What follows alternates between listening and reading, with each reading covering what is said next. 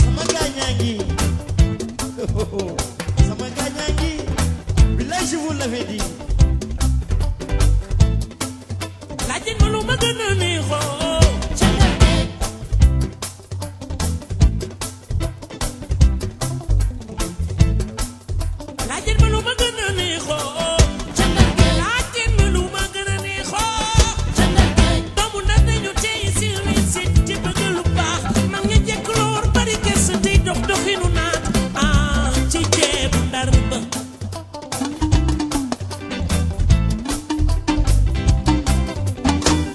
sama mama boy li ma waxoon gis naa ko sama mama boy dare de ko teranga sama mama boy dare de ko teranga sama mama boy dare de ko teranga sama mama boy li ma waxoon gis naa ko sama mama boy dare de ko teranga sama mama boy li ma waxoon gis naa ko sama mama boy dare de ko teranga inji yaajana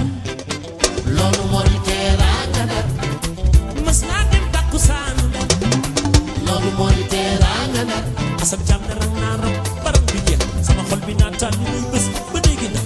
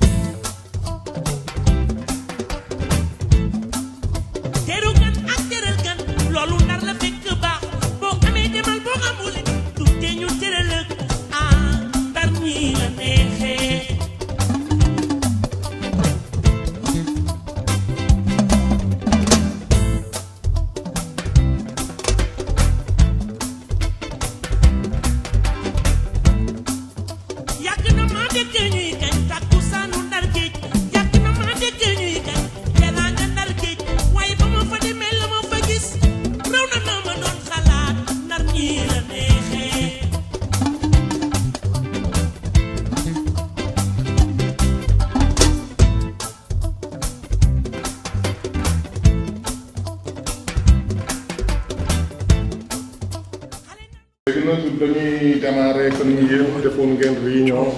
à Mbour réunion bi aussi tamit am na lu ngeen fa tënkoon la ngeen fa tënkoon nag moom la ñu bëgg a xam ñu def ko premier point ba ñu continuer waxtaan wi li ñu tënk ndarit bu ñu demee ba sa biir ñu mën ko xam bu ñu demaatee feneen réunion noonu lay ay nit di def pas bu ñu romb rek dañ koy avancer dem bi ci kanam léegi nag li ñu tënkoon Mbour moom la ñu bëgg waxtaanee premier point ñu mën ko xam jërë ngeen jëf. salaamaaleykum wa rahmatullah maa ngi dellu si waat di nuyu ñëpp comme ni mu ko waxee rek premier point bi mooy information ndax ñi teewoon ci réunion Mbour bi xamoon nañ ne bañ fay jógee amoon na ay recommandation yoo xam ne joxoon nañu ko bindoon ko ne nañ ci topp nañ ko dox ñu amoon ñu nekkoon ba léegi tey ñu dajawaat fii ñu war ci def évaluation bi ci njëkk gënoon ci am importance mooy wàllu reconnaissance su fédération bi mu am ay këyit ba yoon war a mën a nangu ne fédération bi taxaw na loolu aussi bañ fa jógee def nañ ci ay jéego président muy man mi ak secrétaire général ak trésorier sëñ Abdou Fatah bañ dem ba APIX déposé ko bañ déposé këyitu fédération bi xawoon na yéex tuuti parce que boo ko déposé normalement benn fan ñaareeli fan bi nga war a ñëw jël sa këyit mais yàlla dafa dogal ne comme dëkk bi dafa bëri woon grève ñoom it dañoo bokkoon ci ñu grève woon ba tax na bi ñu ko déposé lundi yaakaar naa mercredi la ñuy door a jox këyit yi donc nañ jàpp bés ni ki tey officiellement que fédération nationale des ferrailleurs brocanteurs et recycleurs du Sénégal existé na jox nañ ñu suñuy këyit NINEA bi moo nekk nii chef kuréel bu président kuréel boo ci gis incha allah dinañ ko defal photocopie NINEA bi ak registre de commerce bi jox ko mu téye ko lenn rek lañ ciy préciser mooy waxoon nañu ne ñi nga xam ne dañ yore ay coopérative nañ ko def ay GIE pour ñu mën ci bokk ñu ne waaye du ñu taxaw dañ koy tàmbali ñi nga xam ne ñoo yore gum ay GIE ñu déposé borom coopérative yi saa ñu ko soppee GIE buñ ñu dabosee rek 12 000 francs pour tribunal 6 000 francs pour APIX. yaakaar naa ñi kuréel yi fi teewoon yëpp régularisé woon nañu seeni këyit ba def ko ay GIE ba mu des coopérative bu Saint-Louis ñu ngi leen di xaar ñoom saa yi ñu pare rek dañuy joxaat amuñu jafe-jafe pour incorporer ko parce que dañ ne waaw ak coopérative bu Thiès. kon nañ jàpp ne bés ni ki tey la fédération nationale des ferrailleurs taxaw na incha allah léegi nag moo doonoon problème bi gënoon jafe parce que même biñ koy waaj a génne fekk na ñu doon bëgg a delluwaat ci usines yi pour laaj leen protocole d'accord yooyu ñu bindoon. mais dama mujjee ñaan Omar ne ko Omar comme que ay fan rek la luñ doon xaar ay weer may leen ñu fan yooyu këyit yi génn nga xam ne léegi képp koo xam ne dañuy wax ak yow dañuy am droit wax ak yow ci turu fédération bi légalement et légitimement parce que fédération bi existé na. bañ fa jógee aussi waxoon nañu lu bëri ci réunion Mbour bi rencontre boo xam ne waroon nañ ko def ak ministère du commerce pour jéem a xool suñu diggante ak ñoom parce que gars yi waxoon nañu ci wàllu fonds d'appui bi ak sous comité bi ñu ne faw ñu daje ak ñoom naka noonu dañoo bindoon benn demande d'audience mardi bële passé bañ bindee audience bi amuñ ci réponse mooy mardi boobu ñu demoon réunion ca DCI. moo tax ñi ngi xaaraat comme que ñoom jot nañu courrier bi ba defal ko retour ñun ñu ngi xaar d'ici mardi nga xam ne dañ fa am réunion suñu waxaatul dara bu ñu demee ci réunion bi dinañ leen ñaax. parce que li ñu waxoon Mbour ñaar yooyu bokkoon na ci lu tax ñu bind usine bi waaye tamit ñu bind commerce bi waaye tamit suñu diggante ak usines yi ndax boo leen seetloo bi ñu bindee protocole d'accord ba léegi ñu dugg ci ñetti weer ñoom yooyu ñu ci yàbbiwuñ ci te loolu bokk na sax ci li tax ñu gën a bind protocole d'accord boobu demande d'audience bi. pourquoi parce que protocole d'accord bi amul dara loo xam ne lii daf ci nekk di lor usine bi mbaa muy lor ferrailleurs yi je crois que protocole d'accord la boo xam ne dañ ko xalaat teg ko ci digg bi nga xam ne kenn du loru usine bi du loru ferrailleurs sénégalais yi duñu loru parce que dañ ne bu fekkee dañ ko jaay ferraille bi moom mu jël ferraille bi dugal ko ci usine bi bu seggee li mu mën a jëfandikoo ba pare fonte bi nga xam ne da koy jaayaat balaa mu koy jaay kenn ñun ferrailleurs yi nga xam ne ñoo ko jaayoon bu ne bëgg nañ mu jaay ñu ko balaa mu koy jaay jàmbur ñun la ko war a njëkk jaay loolu la xel jàpp ndax moom na mu koy jaayee di ci am dara ñun ñu yore kuréel yi noonu lañu yaakaare ne noonu lañ ko war a mën a jaayee pour am ci dara ndax ñu nit du ñàkk ci sunu biir ñoo xam ne léeg-léeg ñu dem ci usine ñu laaj leen 20 millions wala ñu laaj leen 25 millions te yàlla dogal na avance yooyu ñu doon am bu njëkk ba ci exportateurs yi léegi amatuñ ko pour nga am accompagnement nag financier il faut nga am sa kees dara te comme moom day jaayat fonte bi te ñun ñoo ko jaay bu ko jaaralee ci loxo fédération bi moom fa mu koy jaayee ji foofu la fédération bi di jaayee ji moom mu jël ci li mu ci war a am ñun ñu jël ci li ñu war a am bu ko defee ëllëg ci biir su ñu amee ferrailleur boo xam ne dafa nekk ci pàkkam am jafe-jafe loxoom jotul digg ginnaawam mu soxla avance wala mu soxla financement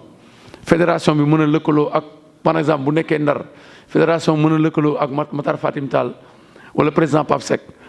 ñu mën ko garanti ne kii de xam nañ ko fii la ne te dafay liggéey nit ku jub la fédération mën ko defal prêt wu 500 000 wala prêt wu 1 million mu liggéey mais loolu pour ñu egg ci il faut ñoom ñu nangoo signer protocole d'accord boobu. bi ñu toogee ba gis ne ñoom li ñuy def duñ ci dellu ginnaaw surtout seen réunion mardi bi passé bi ñu ñëwee yaakaar naa ñi nekkoon ci salle bi te woon ci réunion ministère bi doy nañ ñu seede ndax biñ ñëwee ne ñoom dañoo gis ne exportateurs yi dañu jël conteneur yi di ko chargé feneen fudul ci usine bi ci pàkk yi nekk biir Dakar ba tax na ñoom ferraille mënatuñ ko am léegi liñ bëgg mooy ñu arrêté daba balaa loolu di xew li ko und mooy licence yu bari yi liñ bëgg mooy ñu arrêté licence yi te arrêté chargé conteneur yi foofu di indi ferraille yëpp ci usines yi ñu xaw ci jàppante ak ñoom xamal leen ne la loi reste la loi yoon la kenn mënu ko jéggi kenn mënu ko tëb. bi ñu xoolee ba xam ne ñoom aussi loolu ñu tax foofu ñu taxaw delluñu fa ginnaaw fédération bi jóg ne moom comme que ferrailleurs yi ne Sénégal ay membre am lañu te ñu ngi bokk ci kuréel yi bokk ci biir fédération bi li ñuy def mooy ñu jéem a wut benn site benn place boo xam ne képp koo xam ne da nga doon jóg pour jël sa ferraille di ko yóbbu usine ba ci place boobu nga koy indi boo ko indee au lieu nga koy jaay usine bi fédération bi nga koy jaay boo ko jaayee fédération bi nag dafa mel ni sa bopp nga ko jaay ndax ku jaay fédération bi jaay nga ko kuréel goo xam ne gi ci nga bokk te ci fédération bi la bokk liñ ci jublu mooy tant que réglé wuñu problème usine bi ak exportateur bi problème bi xewoon 2012 mooy ñëw ba léegi. ñun wax nañ leen ko keroog ministère ne leen yéen waa ministère aussi mënuñu continuer à chaque fois usine bi ñëw di leen wax loo xam ne yéen doo leen jël sax seen oto ngeen taal seen oto dem ba ci usine bi visiter yoon may na leen ko parce que yéen ay kilifa usine yi donc bu la usine bi waxee man amatuma ferraille. sa premier réflexe mooy nga war a jóg doo tàggu usine bi jékki-jékki ne jamet biir Someta wala jamet biir Fabri-Métal visite inopinée ñëw na dama ñëwoon pour xool si ndax réellement li ñu ma wax ne usine dafa manqué ferraille ndax am na wala amul. te nit aussi ci àdduna ferrailleur bi nga nekkoon en 2001 nekk ko en 2002 war na mën a yokk ci 2007 boo demee ba 2010 war nga mën a gisaat ne yokku na année par année dem nañ ba commencé comprendre chaîne bi. muy usines yi muy exportateurs yi gis nañ ñun li ñu leen di jaay dañuy jaay rek toog te am na loo xam ne war nañ ko mën a am mu dellusiwaat ci ñun te doo tooñ kenn du doon alalu sàcc lu leew lay doon nga laaj ko mu nekk sa droit loolu moo taxoon ñu jógoon dem ba jam ñaajo gis fa benn site bi ci boppam soriwul ñaari usines yi ndax liñ bëgg mooy buñ tuuree ferraille ba pare ñu ber ko ferraille bi nga xam ne moom la ñaari usines yi mën a jël ñu beral leen ko à côté ferraille bi nga xam ne moom la exportateur yi mën a jël ñu ber ko à côté usines yi aussi suñuy partenaire la ñu te fii léegi nanguwuñu collaborer ak ñoom dañuy am jafe-jafe parce que dañu am ay cahier de charge ubbi seeni industrie ci dëkk bi yore ay emplois yu ñu war a conserver ñu war a sëq ak ñoom rapport de partenariat bi nag firiwul ne ay jaam la ñuy doon dañuy takk buumu jaam du ñu xëcc non dañuy toog waxtaan ak ñoom ci ay conditions ba juboo duñ ñu tënk duñ leen tënk charte yi ñuy tëral dañ ciy gis seen njariñ ñun ñu gis ci sunu njariñ man loolu laa gëm naa ne usines yi suñuy partenaire lañu te buñ leen joxul ferraille aussi dinañ dem ci gouvernement wax ñu changé waat loi beeg yooyu pour éviter ko ragaluñ ko. parce que 2012 bu mu fi nekkee dañ ko xeex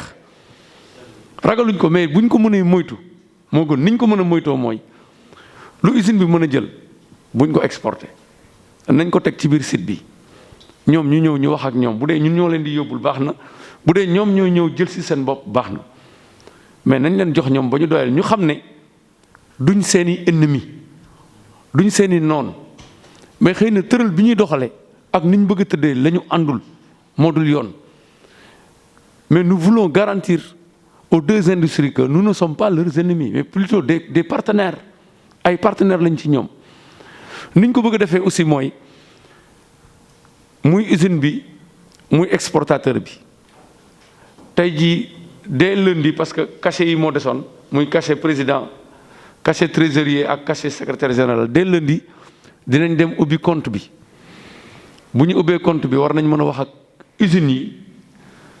muy Ngom ak Moustapha Kane ñoom ñaar ñi nga xam ne ñooy ñaari président commission d'exploitation ñoo war a wax ak usines yi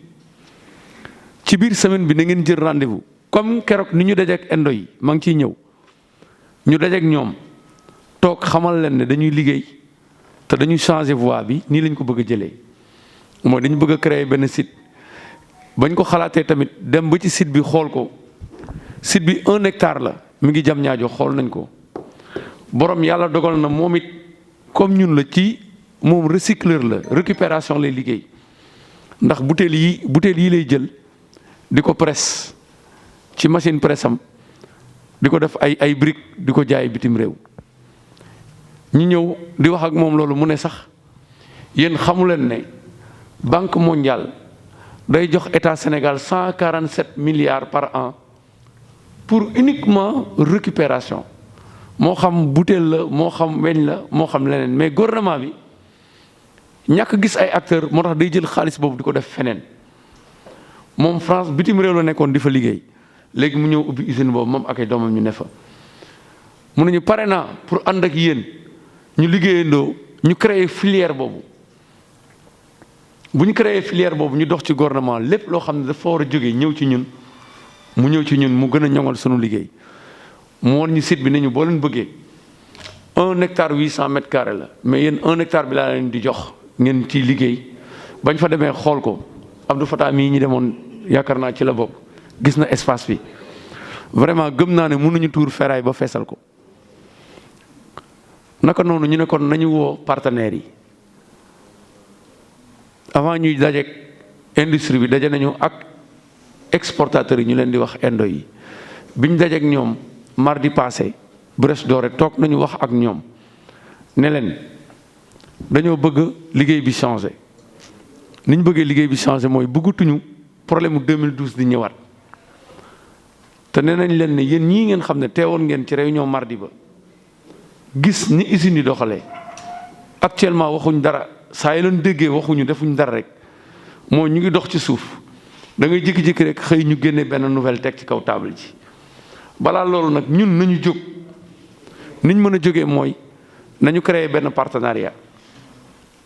da ngeen war a engagé wu ne ferraille bi dañ ko war a jël teg ko ci benn site buñ ko tegee ci benn site liñ leen mën a jox dong ngeen mën a exporter amul leen droit yóbbu loo xam ne yoon mayu leen ko muy ferraille bu neex bi ferraille bu sew bi bu neex bi usines yi rek ñoo am droit yóbbu ko yéen bu ko defee bu ñu ubbee site boobu yéen seen conteneur bu ñëwee font kese lañ ciy chargé amuñu droit chargé leneen parce que li ñu indil problème mooy am na ci ñoo xam ne jubuñu nañ ko nangu mooy dañuy teg conteneur seeni dépôt di rax ferraille bi ferraille boobu ñuy rax maanaam di chargé font bi di chargé leneen mooy indi coow lii léegi nag il faut que ñun ñu jël suñu responsabilité ni ñu mën a jëlee suñu responsabilité mooy ñu fexe tey ba ferraille bu jóg ñu tur ko ci site bi séparé ko li exportateur bi war a jël te yoon may ko ñu jox ko li usine bi moom te yoon may ko ñu jox ko parce que lii tout après bu ñu ci jëlee décision lii métti yëpp ci ñun lay jël ndax ku nekk fàttaliku na sunu lu ñu fi daloon en 2012 ak Someta ñi ci gënoon nekk victime du exportateurs yi mais ñun sénégalais yi doon liggéey ci ferraille bi ñun ñoo ci sonn ci sonn bu metti am na ñoo xam ne dañ fa jaaree seeni place tëj loolu nag leen la ñu mën a def mooy bii yoon nañu jóg jël suñu responsabilité créer site boobu muy 3e site lañ koy wax di fa tuur ferraille bi indo yi ñoom bi ñu waxee ak ñoom engagé wu nañu d'accord nañu wax nañ leen lu leer nag ne leen 2012 dañu génne woon benn këyit bu ñu doon tuddee proposition de sortie de crise ba ñuy dem ba koy matérialiser ñu gis leen ne yéen a làqatu di jël seen xaalis di ko dugal ci usine ba li ñuy bañ aussi mooy ñu waxante waxu kàddu fédération bi ak yéen ba mu des ñu war a liggéey ñu dégg ne làqatu ngeen ci suuf dem di jàppale nu mu tudd usines yi bàyyi fédération bi soo leen ko defee bu gaa yi téye seen loxo ci liggéey ci nu mu tudd ci xeex bi gëm naa ne dina metti ci ñun waaye yéen it boo leen moytuwul di ngeen dem ci yeneen dëkk liggéey fa ñoom aussi nee nañu accompagnement bi war mooy ni ñuy accompagner usine bi pare nañu pour accompagner ko am na ñaar sax yoo xam ne jël nañ fa kàddu wax ne ku ci nekk ñoom tey bu fond bi nu mu tudd compte bi pare woon ñu loué suñu site ñoom ñaar ku ci nekk pare na ne lu mu bon mën nañu verser ci premier coup bi 50 millions pour démarrer muy 100 millions te gëm naa ne ñoom ñaar kese ñoo wax loolu sans compter ñeneen ñi ñëw te aussi usine bi dajeeguñu ak ñoom ndax usine bi aussi dañ koy laaj caution mu verser bëgguma aussi ñu wax ak exportateurs yi kese beddi usine bi nañ ko boole ci liggéey bi bu fekkee dafa tegu ci yoon ñu ànd ak moom ci yoon bu fekkee gis nañ ne nanguwul tegu ci yoon comme ni ñu def ba di dem yoon may nañu ñu ànd ak ñi nga xam ne ñoom ñoo nangoo liggéey mais gëm naa ne bu ñu commencé liggéey bi ba ñu gis ne ñoom duñ seen noon mais dañoo bëgg a organiser secteur bi liñ bëgg dinañ ñu si fekk si waaw loolu daal mooy li nga xam ne jotoon nañ ko dox ci boobu ba léegi. waa gars yi maa ngi siyaare yéen ferrailleurs yi tey de gis nga dañu ñëwoon Ndar fekk fi ñoom aada ci loon ak ñoom El Hadj Makhtar Farin Tall ak gars yi gis nga añ yi restaurant bi liñ def lépp ci añ bi la vraiment ngan gi moom macha allah añ dañ mooy mais aada gars yi sama copain ngi nii mais aada yow gars yi nu ngan gi nu mu fa demee nii yéen waa Ndar dañoo gis ngeen togg ceebu jën togg ceebu yàpp. waaw teraanga Ndar mooy loolu. moo tax ñu defal leen xam nga teraanga Ndar ceebu jën la. moo tax ñu toggal leen ceebu jën teraanga Ndar mais ceebu ginaar moom. fu ñu dem moom la ñuy jox mun na ko bàyyi ginnaaw. moo tax ñu boole ko ci. ki mooy sëñ Daouda Faye quoi moom ma fi représenté waa Mbëbës. damay am ak ñii problème parce que pak laay wut fii. waaw day wut pak Ndar. réunion bi di ñëw duñ ko defee Mbëbës. ah mais mën na nekk. non duñ ko defee fii boobu. moom man damaa woote ba ñu demaat ko Ndar. non dañu fii dama bëgg fii laa bëgg ñu office complet sax bu ñu réewee ñëw Ndar parce que mosuma gis ne fii mosuma gis benn. mais yéen waa Ndar seen réunion bi nu mu demee nii yéen da ngeen a ñëw pour dañoo wax réunion simple ngeen woote bëri simple ngeen woote dañuy dem ci réunion yi gis la fa xew. bu ñu ñëwee dañuy jéem a yéeg mais duñu wàcc quoi. toujours dañuy jéem a yéeg Ndar Ndar. soxna si yaa toog. waaw ñoo nekkoon ci biir waañ bi de.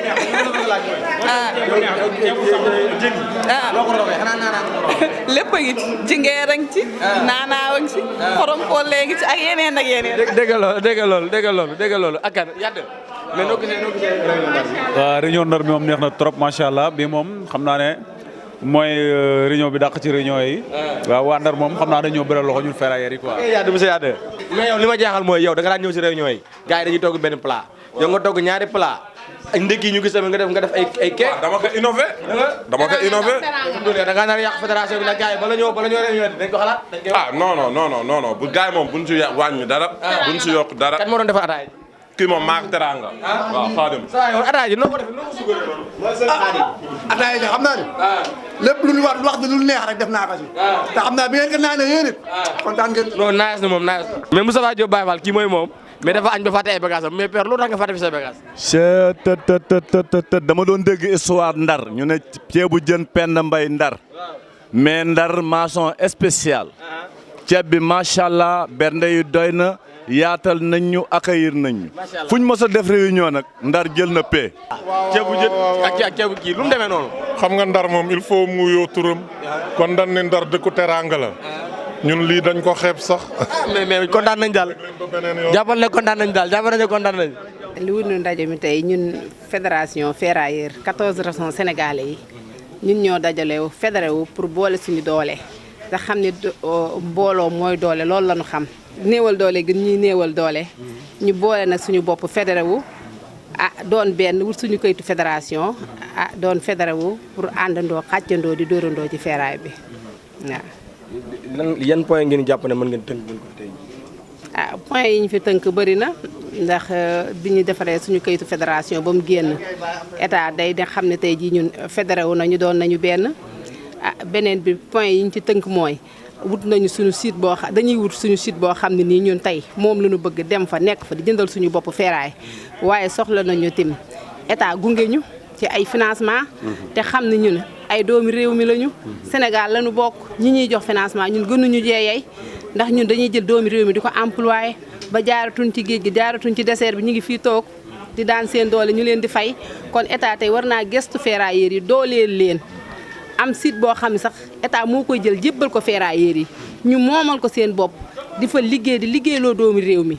état di ñu gunge ci ay financement ba nga xam ne ñun financement yooyu dañ ciy mën di employé doomi réew mi yu bëree ba xale yi naan liggéey amul ci réew mi ak liggéey dafa ñàkk ndax état moom mënut a wutal ñëpp liggéey secteur informel bi moo mën a wutal ñenn ñi liggéey kon dañuy woo état mu ñëw jàppale ñu xam ne ñun ay doomi réewam la ñu. Nous nous réunissons chaque mois en choisissant une région. Aujourd'hui, on est à Saint-Louis pour apporter la bonne nouvelle. Parce que ça fait longtemps que nous étions dans l'informel. Aujourd'hui, je peux dire que l'ensemble des GIE évoluant dans le secteur de la ferraille se sont réunis en une seule fédération nationale qu'on appelle maintenant la Fédération nationale des ferrailleurs, brocanteurs et recycleurs du Sénégal.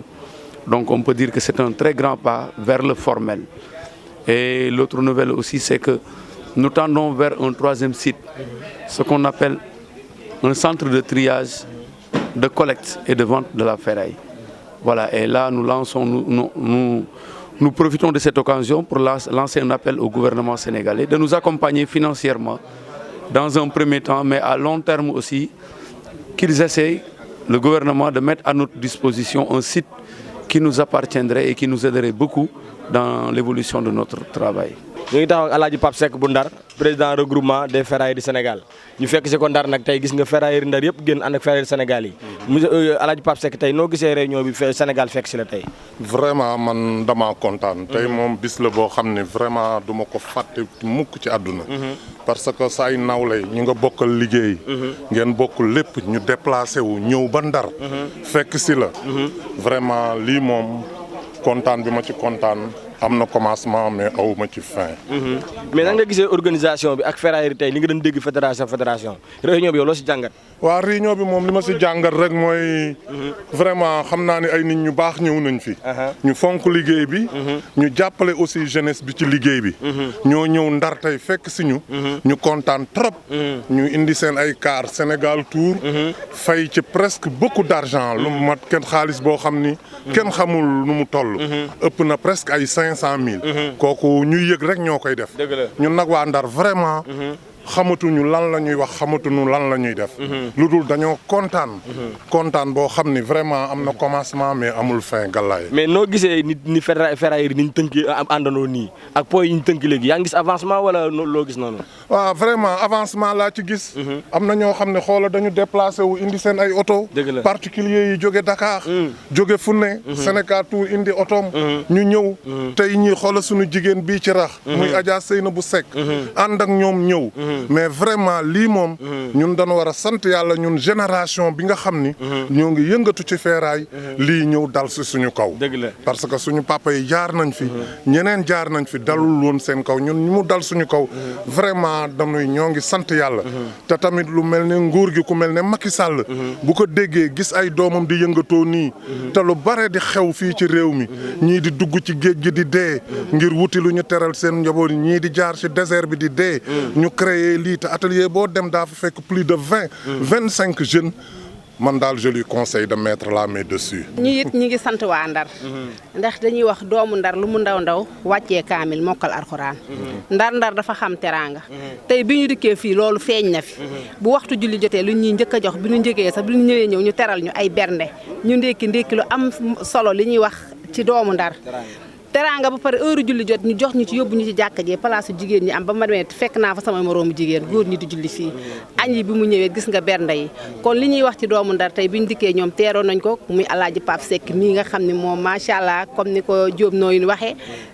mu doon ànd ak papa Modou Mouhamed Diagne sama doom juddu ci ferraille tey ba doomam nekk nii doon kilifa nekk ci ferraille ñun dañ koy sant di ko gërëm di ko ñaanal yàlla may ko téeméeri at ak ñeen fukk mu ànd xelam ak wéram ak njabootam ak ferraille yëpp ne Alaaji Pape Seck suñu ngërëm ak yow am na commencement waaye amul yemukaay. jërëjëf kontaan ki may Moustapha Diop Baye Fall moo jógee Thiès ci délégation Thiès bi la bokk. waaw liñ mën a wax tey Galaye sama fils sama jarbaat. ñu ngi lay ñaanal Ferraille TV bii nga sanc yàlla na dem ba mag ci presse yi nekk Sénégal ci barke Serigne Fallou xale bu am avenir nga. yàlla na la yàlla jàppale suñ ñëw bi ñu ñëw Ndar tey nag ñëw buñ mos a dem rek bii moom moo ci dàq teeru nañ ñu teral nañ ñu tatagal nañ ñu génneel kaar bii ngay gis nii moom la fédération bi loué Dakar mooy Sénégal Tour bi fay ko presque 1 million mu indi ñu fii te uniquement les 14 régions au Sénégal nii lañ ko bëgg a defee suñ paree nag tënk lépp jébbal ko njiitu réew mi Macky Sall mu dugal ci loxoom jàpp lañu ci côté wu financement ba pare defal ñu décret présidentiel bu ñu may suñ 3e sheet bi ñu bëgg ñu am ko man fa di liggéey bu mucc ayib pour mën a wàññi xale yi dem ci gaal gi sant nañ ñëpp gërëm nañ ñëpp ñaanal nañ ñëpp asalaamaaleykum Tabaski Ndiaye président Kawsara Mbëbës waaw président maa xanaa kontaan bu baax a baax te naan waa Ndar ñu ngi leen di sant bu baax di leen di gërëm affaire bi neex na kontaan nañu fi mu nekk nii ku bugg a organiser sax boo moytul da ngay am problème mais état bi nañu gën a jàppale gën ñoo dooleel ñun itam ferrailleurs yi nañu fexe góorgóorlu nekk benn suñu télé bi nag suñu télé la Ferraille TV ñoo ko moom na si gars yi ñëw abonné. Moustapha Niang ku ko xam-xam ne moom mooy loolu il est pertinent noo gisee Ferraille TV. non Ferraille TV moom ca kaw ca kanam rek comme ni ñëpp wax réunion bi moom li ma wax kii sànq ki jógee Ziguinchor nekk ba ne Ibrahima Koli yéen waa Sénégal yéen am problème ndax li am fii Ndar moom boo bëgg répété waat am nga problème yërëm naa kii mooy Cheikh Yali président coopérative Thiès loo gisee waaw mbokk yi di leen gërëm di leen jaajëfal kontaan trop nag tey bi ñëwee ci Ndar ak nit ñu dalale ak accueil bi ak vraiment liñ fi génne ndax vraiment ku nekk génne na sa xalaat te xalaat yu ñoŋ lañ génne pour rek ñoŋal affaire bi ferrailleurs yi wane nañ ni jug nañ pour joxante loxo te affaire bi jaral na leen lu ne waaw jaral na leen lu ne mais ferrailleurs Ndar yi moom vraiment ñu ngi leen di gërëm waaw kontaan nañ trop gis nañu ganaar yi gis nañu boisson yi gis nañu tarkalla daal ceebu jën yi ndax man dama xam man sama réunion benn affaire laay def mais danoo teg ceebu jën teg ganaar waaw. ok di jaajëf mais kii mooy Baye Diaw financement kii mooy Diaw financement. waaw asalaamaaleykum. yéen mbooloo ferrailleurs yi. ñu ngi kontaan ci yéen. di kontaan ci waa Ndar. wax si financement yi. financement yi nag man lay gën a leeral. Baye Seck. wax leen ci financement yi. ferrailleurs yi dañoo soxla xaalis. dañoo bëgg ñu financer ferraille bi. kenn du jël xaalisu jàmbur di ko jox ferraille ba ab jàmbur. ku jël xaalis 3 millions yi jàmbur boo ko jëndee ferraille borom ferraille ba nga borom xaalis ba nga koy jox. bu ngeen bëggee ferrailleurs yi jël ferraille jox ko dugal ko ci biir ferraille nañu fexe xaalis dugal ko ci ferrailleurs yi ñu mën a jël seen ferraille jox ko ferrailleurs yi. loolu mooy wax bi kontaan nañu yàlla na fi ñëwaat déwén. waaw mais daaw dafay mbëbës noo gisee réunion bi. macha allah taw fexe na lool maanaam ku doon wax naan ferrailleurs yi ay dof lañ. mbaa jànguñu. maanaam lii da koy weddi. parce que boo xoolee di nga xam ne ferrailleurs yi ay nit lañu. ci réew mi lañ dëkk jàng nañu xam nañ lu baax lañ bëgg itam. pare nañ daal ferrailleurs pare nañ pour booloo fexe ba. maanaam lépp loo xamante ni gàkk la bu ñu leen tegaloon ñu dindi ko seen bopp parce que macha allah ay responsable rek ñoo ci nekk nit ñu yiw ci nekk di sant nag waa Ndar bu baax a baax di leen gërëm ci teeru bi ñu teral nañu boo doon dégg teraangay Ndar te boo fi ñëw doo ko xam mais macha allah lépp too fexe na. Modou Gueye Thiès ñoo ngi lay siyaare président groupement bu Thiès noo gisee réunion bi ak waa Ndar. waaye sant yàlla Galaye ñu ngi lay nuyu di la ziar bu baax di am mbégte lool tey ci teew bi ñu teew Ndar fekk fi suñu mbokku ferrailleurs yi di leen ziar bu baax di ci jiital suñu baay Alaaji Pape Seck ak Makhtar Fatim Tall di kontaan ci waa Ndar yëpp gis nañ nit ñi teral ñu vraiment suba ba léegi ñun ak ñoom sax ñi doyaluñu sax ci ñun it doyaluñu waaye comme liggéey war a ñibbi ba Dakar moo xaw a sori loolu xëy na moom moo tax mais gis nañ daal tey li ñu gis Ndar moom vraiment yombul daal am nañ ci mbégte lool ci ak ferrailleurs yëpp daal ñoo ngi ziar ñëpp di kontaan ñëpp. Ferraille TV nag moom ca kaw ca kanam parce que tamit bu njëkk bu ne ferrailleur la da ngay am complexe du dëgg mais tey jii ñu bëree bëgg nañu sax gis nañu sax ministre bu bàyyi état ñëw nekk ferrailleur waaw kon tey jii ferraille bi nii xam nga Ferraille TV ca kaw ci kanam rek yàlla na dem ba ëllëg sax ba naan fédération bi dañuy dem France wala beneen dëkk pour def ay séminaire ay formation incha allah rabbi kontaan nañ trop si yow tamit jërëjëf kon gars yi bu ko defee ñu xam ne ñëwoon nañ Ndar tey ñëw jaar hydrobase jaar gox mbaaj jaar fii ñëw fekk fii ci ceebu jënu Ndar waaw mais li ma jaaxar nag mooy tey gars yi ceeb bi man façon jën yi ma gis mosuma ko gis kii mooy Modou Yade bu Mbëbës mais Modou Yade yow noo gisee réunion tey bi ak fédération bi. waaw xanaa kontaan rek Galaye di wax waa Ndar moom amal nañ leen jukkal bu rëy a rëy ndaxte dañoo teeru maanaam ni ñuy teeroo buur lañ ñu teeroo jaar nañ ci réunion bu ne mais bu tey moom daa mel ni moo jëlagul première ci réunion yi bu ñu paree fii ñu ngi waajal Casamance la ñu war a jëm ci monsieur Coly ñu ngi kontaan baax a baax ci Ferraille TV di ñaan mu nekk ay site yu bare nekk ay télé yu bare ñu ngi ciy kontaan baax a baax di la ñaanal sa gudd fan wér ak wérle ak sa réalisateur cameraman sama xuloo waale mais maa ngi jaar Assane kon bu ko defee Assane ñu conclure daal di xam ne tey ñëwoon nañ Ndar dëkk Alaaji Makhtar Fatim Tall dëkk Alaaji Pape Seck dëkk Adama Diop ci loon sama copain tey ñëw ñu gis ferrailleurs Ndar yëpp ñi jóge ba Ross Béthio ñi jóge ba Dagana ñëpp ñëw tey ñu def benn réunion boo xam ne mu wan ne ferrailleurs yi ñoo ngi am ay pas d'avancement kon tey du ko defee ferrailleurs Sénégal yi képp ku bokkutoon ci kuréel da nga dem dugg ci kuréel xam ne fi ñu jëm nii foo jaar ñu booloo ndax parce que tamit li ñaan suñuy intérêt la ñuy dox dem jëli ko di wax ne tënk nañ fi point yi am solo di wax ne prochaine réunion bi moo ngi amee Casamance gars yi ñu ne dañuy jël avion ñu ne dañuy dugg bateau mais nag man moom bool laa du ma dugg kii aja gars yi jaajëf